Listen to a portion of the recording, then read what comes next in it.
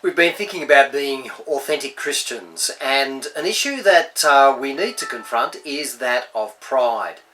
Taking pride in our work, of course, is a very positive thing, but there is another side to pride that is not positive at all. It's an ugly form of self-centeredness, and this is the pride that the Bible condemns. A definition of pride that fits in with the Bible is an exaggerated sense of one's own importance. And other words like haughty and arrogant fit in as well. Proverbs 16:5 says, "The Lord detests all the proud of heart. Be sure of this, they will not go unpunished." Why is God so strongly against pride? Well, pride becomes a problem because our own sense of importance can reach such huge proportions that we lose the sense of our need firstly for other people and then for God himself. Psalm 10:4 says, "In his pride the wicked does not seek him.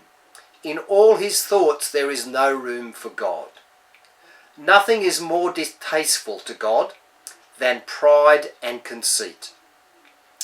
The first and fundamental sin, in essence, aims at enthroning self at the expense of God.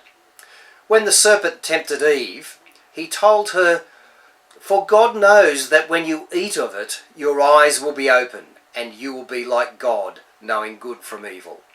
For Adam and Eve, becoming like God was something that they desired, which brought sin into the world.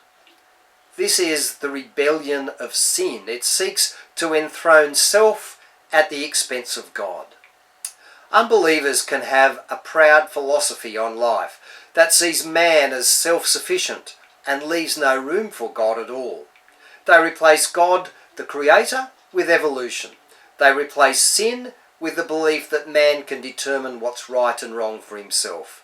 They replace salvation with the idea that man has the potential to achieve anything. Psalm 10 and verse 4 says, "In his pride the wicked does not seek God. In all his thoughts there is no room for God."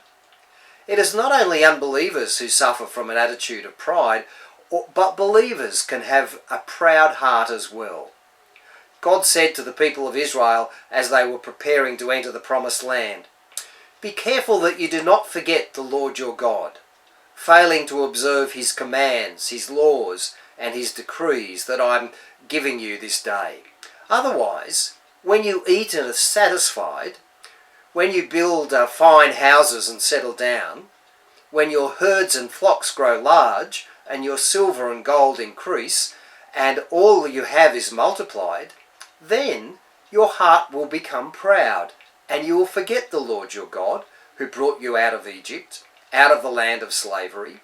He led you through a vast and dreadful desert, that thirsty and waterless land, with its venomous snakes and scorpions. He brought you water out of hard rock. He gave you manna to eat in the desert, something your fathers had never known, to humble and test you so that in the end it might go well with you. You might say to yourself, 'My power and the strength of my hands has produced this wealth for me.' But remember, the Lord your God, for it is he who gives you the ability to produce wealth and so confirms his covenant which he swore to your forefathers this day." The danger will be when everything is going well. Then our heart can become proud and we will forget our need for God. In our material prosperity, we can become proud. We can look to our own abilities instead of what God has done for us. In our spiritual prosperity, we can become proud because the changes that God's Spirit has made to our personalities. And we can forget the sin, the ugly personality traits that characterized our lives before God started to mold us. Even in our Christian service, we can forget that God is the key to any success that we might have. We can all too easily start to think about our own abilities as if any success came for us. Pride is an exaggerated sense of our own importance. Pride aims at enthroning self at the expense of God. God cannot tolerate pride because in most instances, pride denies God his rightful place in the life of the believer. Pride is an offence against God. We're going to think more about this tomorrow. Bye for now.